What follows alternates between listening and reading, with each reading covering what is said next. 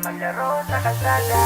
Ang sarap balikan, mga laro at kwentuhan. Sana'y laging ganito, masaya lang ang mundo. Katawan ay maliit, inosente ang muka, daliring bulinggot sa kamay ko at paa.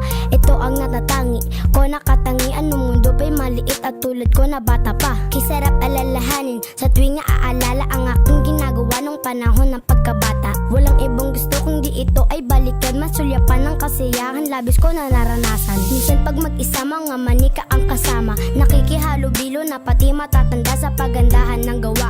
Pati pananamit maghahanap ng kolorete na gamit mong palupit. Ngunit nung ako'y bata, marami pinagbawal, huwag kang maglalaro kapag